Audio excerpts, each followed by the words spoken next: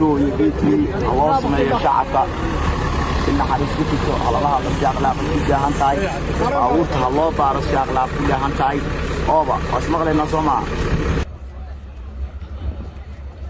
waxaa dhisay guddigii 33 ee guddiga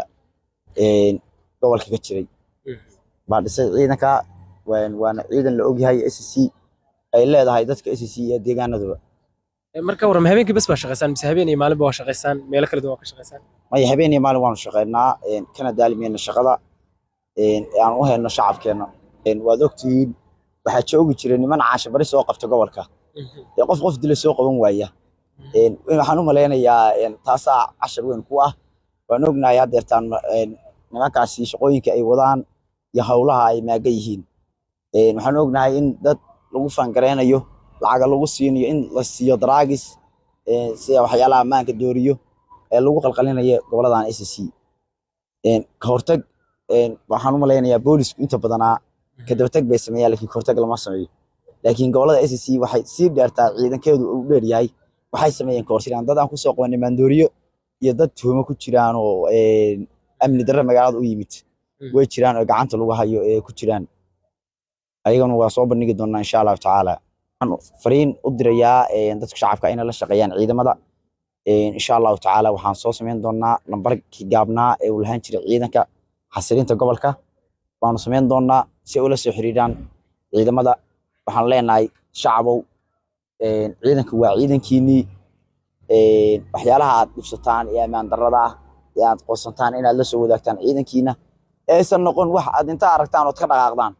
waxyaalaha ugu badan ee dadkii hore ee dhibaatada jirtay qof dilay arkay baa lagu oranayaa maan arag in taasi laga gudbay maanta waxaad ina joogo wiilashiini weydiin heegana habeen iyo maalin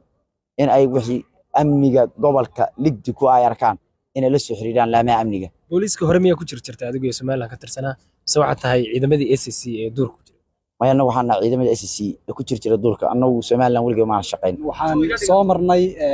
waxa weeye wadada waxaan la kulanay habeenkii labaad iyadoo ay shaqeynayaan booliskii deegaanka ee la sameeyay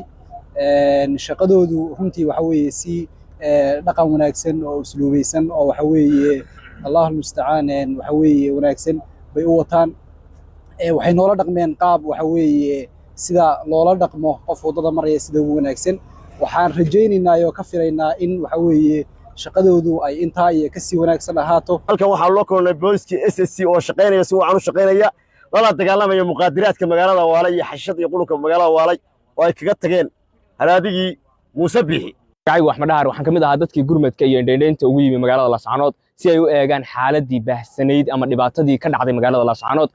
caawa waxaan xagga kula kulannay ama ku aragnay ciidankii xasilinta gobolka loogu talagalay iyaga oo ka hortagaya dhibaatooyinka ay maleegayaan Somaliland ama mukhadaraadka magaalada si ay u sugaan xasilinta magaalada iyo amniga bulshada reer Laascaanood waxaan dareemayaa in dadka bulshada reer Laascaanood ay aad iyo aad ugu qanacsan yihiin sida habka ay u shaqeynayaan ciidanka xasilinta gobolka ee loogu talagalay waxaan xagga fariin u marinayaa shacab weynaha reer Laascaanood waxaad moodaan maanta inaad hesheen dawladnimo ay ku leedihiin ku faraadayga ilaashada la shaqeeya ciidanka xasilinta ee gobolka leeyahay ku talagalay taliye-gawrac runtii waa taliye-gawrac iyo ciidankiisa ama booliska xasilinta waa mahad celinaya waxaan leeyahay bulshada taliyaha iyo ciidankiisa taliye wax ballan qaaday inuu bulshada la shaqeyn doono shacabka reer Laascaanood la shaqeyn doono guud ahaan reer SSC la shaqeyn doono idinkana waxaan idinka codsanayaa shacab weynaha reer SSC guud ahaantiin inaad la shaqeysaan booliska xasilinta ciidanka inaad garab siisaan dabcan waagii hore magaalada dhibaatooyin badan bay u geysan jireen rejiimkii laga saaray waxaa dhici jirtay in dadka shacabka la dhibaateeyo checkpointyada lagu dhibaateeyo intii la xidhxidho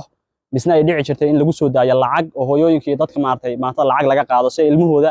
ay ula soo daayaan kuwana laba gudbin jiray oo aan dhibaato badan laga mari jiray anigu waxaan ka mid ahay dadka Laascaanood xogo badan markii hore iyo hadda markaas barbar dhigay farqi weyn baa u dhaxeeya